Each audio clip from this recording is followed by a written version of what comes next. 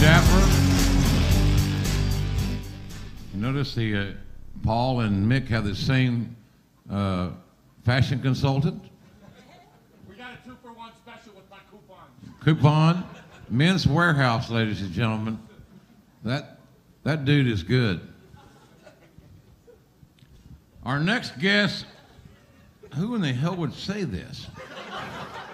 Our next guest needs no introduction. Would I ever say that in my... Okay, but I'll be damned if I won't give it to him anyway. Hey, take my wife, please.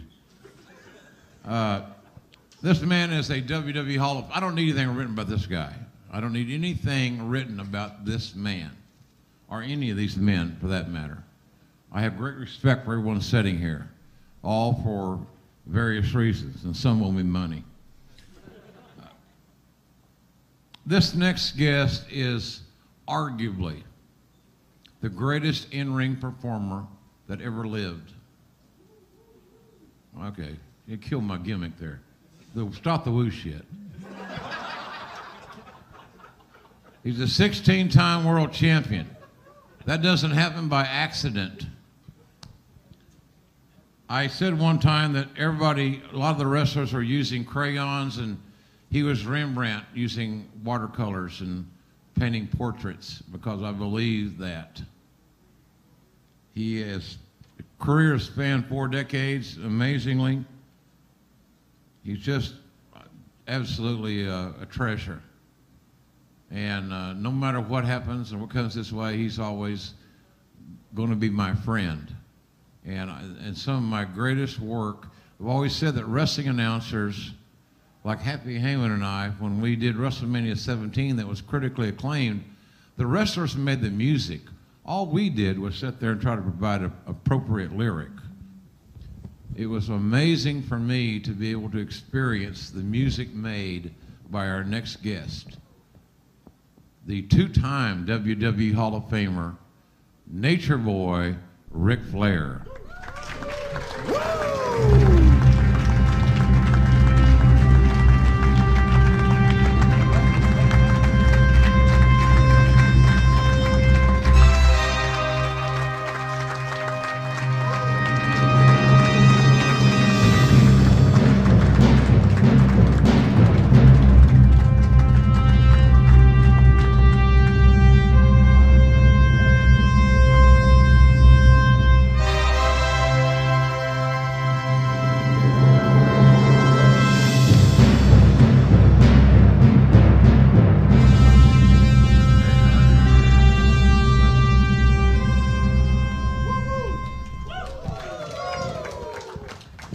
I kind of feel like Lindsey Nelson in introducing Mickey Mantle.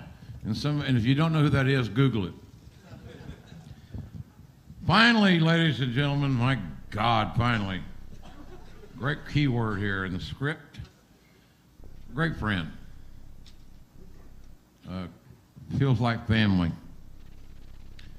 Not to say that he wouldn't stomp a mud hole in my ass and walk it dry, because he did. Shut the front door. God almighty, are you mad at me? Oklahoma City, 2 days after WrestleMania 17, he beat the holy hell out of me in front of my family. But it's TV, JR. Let it roll. Without a doubt, he was the star of the Attitude Era. The Attitude Era was a difference maker in corporate structure of WWE, in my opinion, creatively, because it allowed us to win the Monday Night Wars. It put the competition to rest, and we were able to successfully fend off the monies of the Turner Empire, and the rest is history. And it happened because of a lot of people, but no one more than the man I'm about to introduce. He introduced me in the WWE Hall of Fame in 2007. And when I got to thinking about this, well, we're going to induct you into King, JR, in the Hall of Fame in 2007. I thought, well, that's a good way to get me out of the company. And it's also nice, but who do you want to induct you? Well, it was easy. It was very easy. The greatest star who sold more tickets, more pay-per-views, more video games, more T-shirts, more caps. And now he's the king of podcast. Hey, this is an adventure. If you guys haven't listened to this podcast, I'm telling you, you should listen to it. It is absolutely classic. Unfiltered, unedited, unrehearsed, unscripted. Stone Cold's podcast is amazing. So I'd like to introduce a man that has many names. He is known as the Bionic Redneck. He is known as the Texas Rattlesnake. I know him as my friend, even though he's a Texan, and I'm an Oklahoman, see? Please welcome the Hall of Famer, Stone Cold, Steve Austin.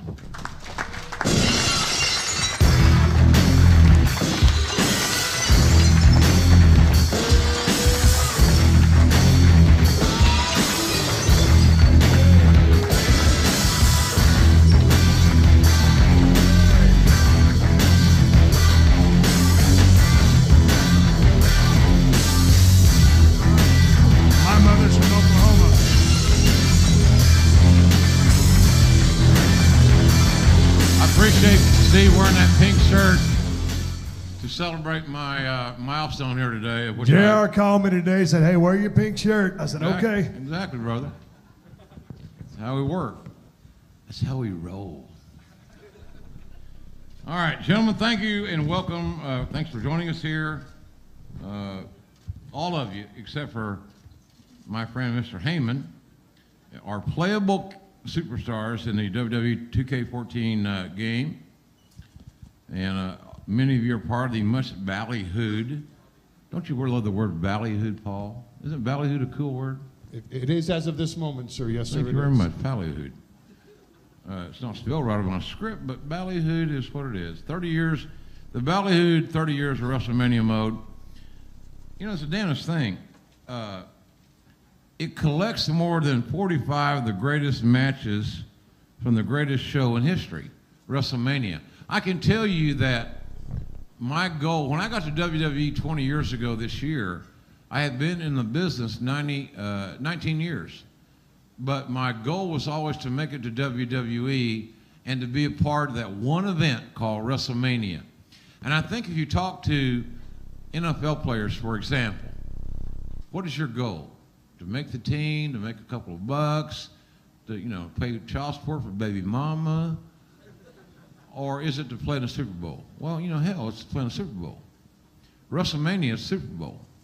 It's bigger than the Super Bowl because we're in 160 countries in 30 languages. And Roger Goodell hasn't figured that out yet, how to get his league into that many territories. So let's kind of get into this thing with the talent that are here. Everybody knows that WrestleMania is the greatest spectacle in entertainment. I kind of just described that. But here's a question, fellas, listen to. What is the special importance that WrestleMania holds for you? So the question is, for WrestleMania itself, individually, personally, and you haven't asked this question, these questions have been hermetically sealed in the old mayonnaise jar. God bless Johnny Carson. Daniel Bryant, we're going to start with you. And try not to go a three-letter word, but what does WrestleMania mean to you? The most embarrassing moment of my career actually happened at WrestleMania. It was, but it was also a turning point in my career. And so the fans at WrestleMania are awesome. And it's one of those things to walk out in front of 70 or 80,000 people just sends chills down your spine. And it's an incredible thing to be a part of. And I can't imagine being a part of it at the levels of some of the other guys on stage. But it's a dream. And that's what all of us aspire to, is the main event WrestleMania. Mick Foley, your turn. What does WrestleMania personally mean to you? Well, I first want to say about Daniel, I wonder, had it not been for that huge disappointment and the the gathering of the fans, like the emotion of the fans and the voice of the fans the next day. That really, my kids went to the show the next day at the Miami Arena, and they said it was like unlike anything they'd ever seen. The Daniel Bryan chants, that people were so disappointed that Daniel hadn't gotten his break that in a weird sense it kind of became in a strange way, his WrestleMania moment. And we all know we need that. And I went out in 2004 and I had a chance to do WrestleMania, my first match back in 4 years, where I teamed up with The Rock. And I told this story of the Hall of Fame. I said that I kind of got a little bit intimidated by the surroundings. I realized I was with The Rock, one of the biggest stars in the world, and I looked out into the ring, and I saw the Nature Boy out there, and I saw Evolution, and I said a prayer, and my prayer was, please God, don't let me suck. And I thought, well, that's not really shooting for the stars. And so I felt an enormous amount of pressure in 2006 when I knew it was my final chance to have that moment, because I really never had that great WrestleMania moment. And so for me, when I did deliver with Edge, it was like a giant weight off my shoulders. So it's our Super Bowl. It's unlike anything that I've ever been around. I love the fact that SummerSlam is coming so close, and for me, match for match, this SummerSlam has a chance to rival WrestleMania. And I think the guys are going to come through on an unbelievable level, but there was always this sense that it was our Super Bowl. Ray, what about you? You've been in a lot of WrestleManias. What does WrestleMania mean to you as a performer, as an individual that got his opportunity to wrestle on this stage? What does it mean to you? Well, I remember watching my first WrestleMania, which was WrestleMania 3, and I was in Mexico City at the time. And ever since that moment, I told myself I would really love to be part of that stage one day. And when that dream came true, it's just been nothing but excitement, emotion. It's really hard to explain that feeling that you get when you walk out and you feel like Daniel said, 80, 90,000 people, just that excitement, to let it sink in and enjoy the moment, So it's been very emotional, high roller coaster for me. Dolph, you've kind of grown up in the WrestleMania era. What does WrestleMania mean to you? Oh, yeah. I mean, personally, you do strive to make goals for yourself. When 5 years old, I wanted to be a WWE superstar. At 15, I wanted to go to college and break records so I could be a WWE superstar. And then I finally got a contract, and people said, "Oh, you made it. You made it WWE." I go, "That's one of my goals. You want to become the best. You want to go on the biggest stage there is for the greatest wrestling company there is, and not just steal the show. Have that feeling where the 70 or 80,000 people just made that moment for you legendary." And I have yet to have something along those lines, but it's something that I strive for every single day, and I'm really looking forward to it. You're poised for it. It's going to happen, I promise you. My friend Happy Heyman, Paul Heyman. Paul, even though you're not a competitor yourself, I know that you're a student. Obviously, we all know you're a student of the game. You're a lifelong fan. What is your insight on the importance, professionally, of being involved in WrestleMania? It means you're accepted. It means you've made it. It's getting your jersey hung up in Madison Square Garden. It's growing up as a kid and getting one at-bat in Yankee Stadium. There is nothing else in this industry that compares to WrestleMania. Steve had a very famous saying that was probably even more famous behind the scenes, that if you're in WWE and you're not striving to become the champion, you're in the wrong business.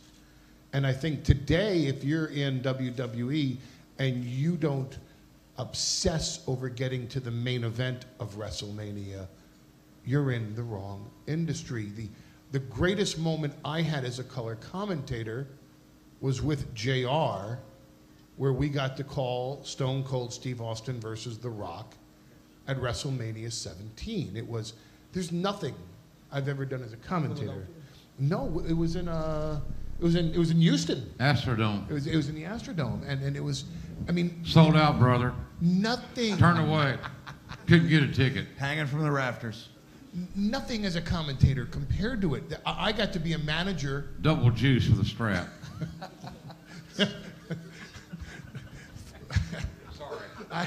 I got to be a manager for the first time this year at a WrestleMania.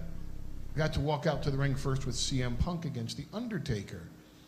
And to this day, if you ask CM Punk, who I think stole the show at WrestleMania this year, was he satisfied? He will look you square in the eye and say, no, because I didn't main event, and I will never be satisfied until I main event. When Brock came back, his selling point to me to come back was, psst, we're going to get to the main event of WrestleMania. There's a magic to this name. There is an aura to the name. And it goes far beyond, as a kid, Madison Square Garden or Yankee Stadium. And I would even suggest it goes now even beyond the championship itself. WrestleMania is the end-all, be-all. It's the focal point and the centerpiece of our industry.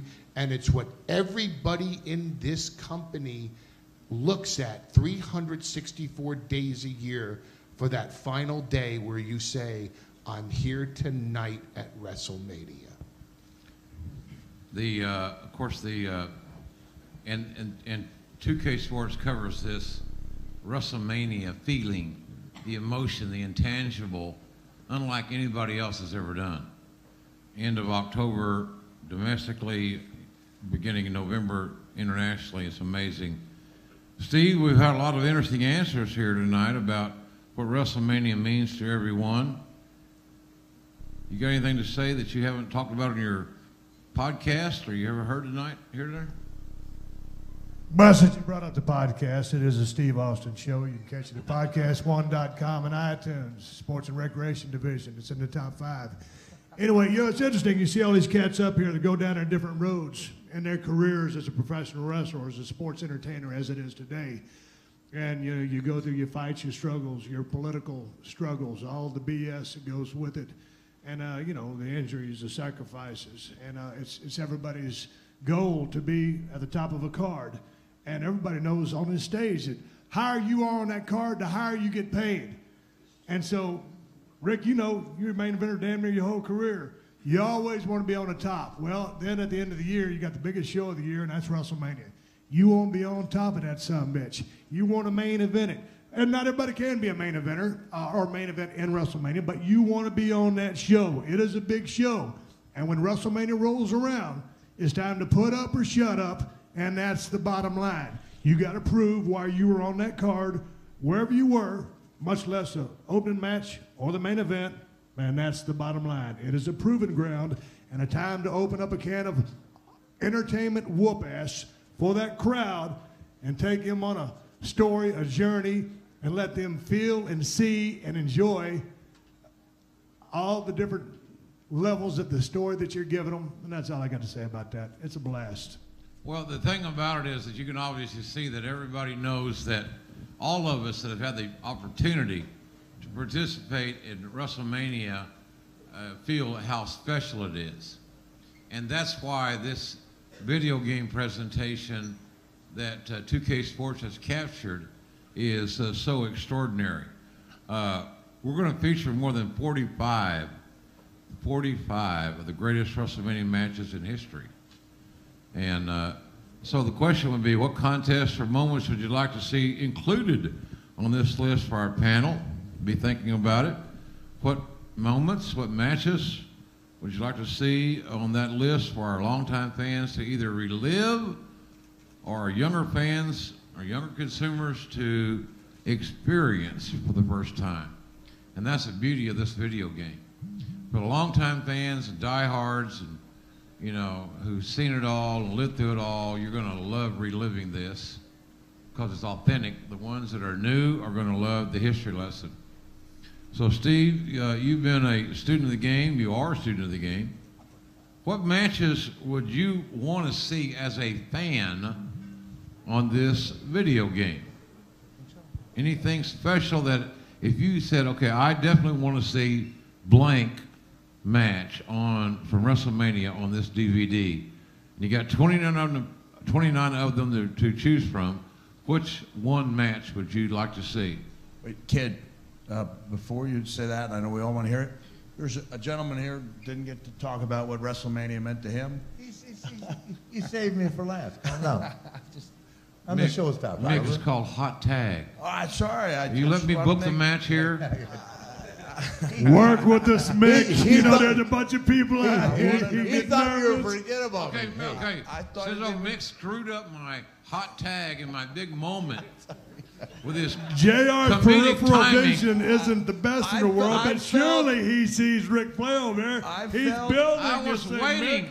Work I had with to- us. We're trying to me build for this thing last, up. Mick. Calm down. You don't blew the hot tag. I felt in Go my roll heart. around on some thumbtacks and don't interfere, okay? I felt Nate. like we'd forgotten Rick, and I wanted We to make hadn't sure it forgotten didn't Nick. happen. We got the My greatest bad. announcer in My the bad. history of the business running this show, and he's going to forget about Ric Flair. I'm trying to do the right thing, damn it. Relax, kid. When we got Relax. Mick into those double knits out of those sweatpants, something happened. Chicks in New York are paying top dollar for that stuff. Nate, considering Mick, God bless Michael Francis Foley,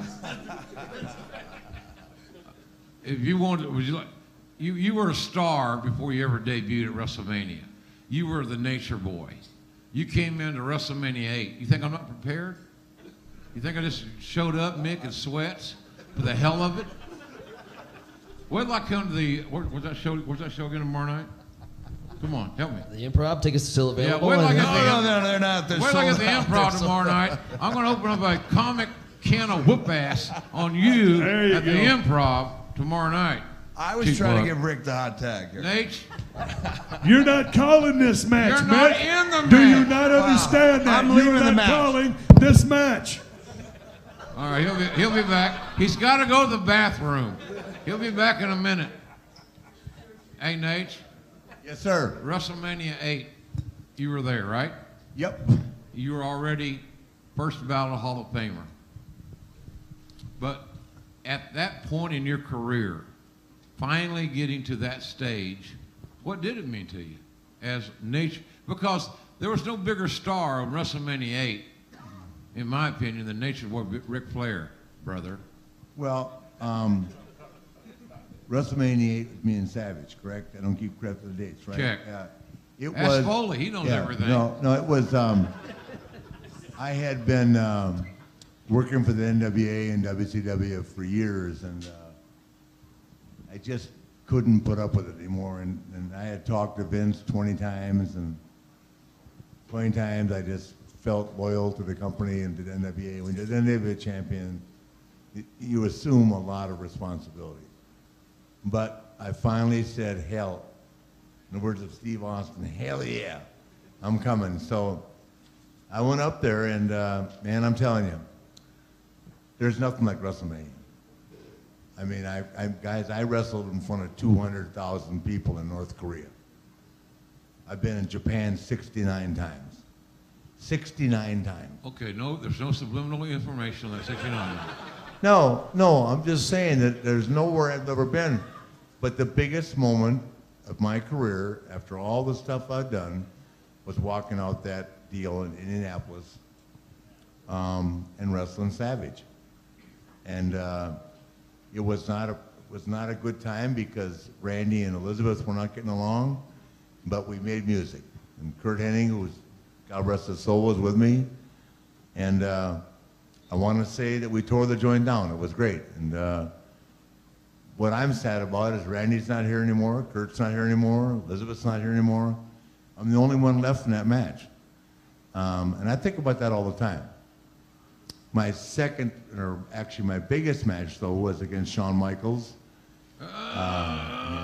That's okay. We're going to get to that. You know, my Shawn Michaels match when I retired, I got inducted in the Hall of Fame and got retired the next day. And It's Shawn Michaels Day. Huh? Later. That's the big finish. What's that? You're killing my finish here. Oh, I'm sorry. And then, of course, another big moment was... They know it's a work. Hey. But I want to tell you, another big moment was when I signed Go with ahead. What the hell? WWE in I'll be back in an 2001. I go to Vince. I said, "What do you want me to do?" I said, "I just want you to come up here and walk and talk, right?" Well, I wasn't there 6 weeks, and he wanted to wrestle me, Royal Rumble, right? I said, "Oh, that's nice. I mean, you know, but I am not really prepared. I haven't worked out in a year, right?" So then all of a sudden, Hunter walks up to me one day and says, "Taker wants you at WrestleMania in Toronto," and man, that was something else. And I'll give you some information about Taker. You guys all know about that flip I do in the rope, right? Upside down the thing, right? Well, I missed it the first time. And Undertaker looked at me and said, "You ready to try it again, kid?" I said, "God's honest truth." I said, "Hell yeah, man." Upside down, boom, out, whacked myself, and the rest was history. But it's the truth, and there's nothing like WrestleMania. And what he's making reference to, it was me, Dave Bautista, and Randy Orton, WrestleMania, the 20th anniversary, against him and The Rock. Are you kidding? We stole it. You shit me? Nobody could follow that shit. You think Goldberg did it? I mean, give me a break. Nobody could follow that match. You kidding me? The Rock was doing this shit. I was doing my shit. Mick was rolling on the thumbtacks. We stole it. But as usual, we lost. I ain't won a match yet. You realize that? I lost. Yeah, no. I'm teaching The Miz the figure four, and I said, "Miz, I never beat anybody with that. Why do you want to learn to hold? In 40 years, nobody ever submitted the figure four. Are you kidding me? I've had it on Austin 25 times. He just grabs the rope." Anyway, I love you guys. I'm honored to be here, and there's nothing like WWE. And I'm going to share a special moment, which I feel like everybody needs to know. 5 months ago, my son died. And when they were closing his casket, I took one of my Hall of Fame rings from my retirement, and I put it on his hand. And my oldest son was there at the time, before they closed the coffin. I took my one from the Four Horsemen and gave it to him. So I went to NXT about 2 months ago, and I walked in, and Hunter says, "I need to talk to you." I figured I was in trouble already, and I don't, like I was gonna go crazy in the show or something, right? And the company gave me another one with my son's engraved name in it. And there's nothing like the WWE. I mean, I want to tell you the events are phenomenal, and they are. But working for these guys is like working for the best people in the world. They take care. That might be hard, but they don't ask anything of you that they won't do themselves. I'm talking about us as the performers. I mean, that's just the way it is. They're awesome people. And I think that the combination of the game and these guys will be great. And I'm here, and as you know, I'm staying all night, and I'm staying a little longer. I'm dancing all night, and I'm dancing longer. I'm taking Steve Austin out because I'm doing his podcast tomorrow. If he doesn't come out, I ain't doing the podcast. I got leverage. And by the way, his podcast with me for 3 hours, if we're drinking beer, will rock it right to #1. Okay, there you go. Good Lord. Love you guys. Thanks. And thank you for all the respect. WWE and this game were made for each other. Thank you so much. Hell, I'm going to the bar, Jim. Let's go. Well, that was interesting.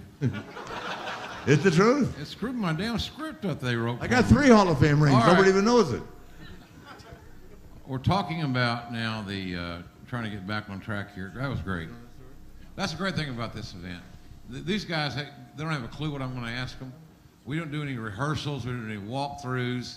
This is organic and as real as it can get, which I think is actually a compliment to you guys, because we want you to be entertained and feel real, and this is real. And Steve,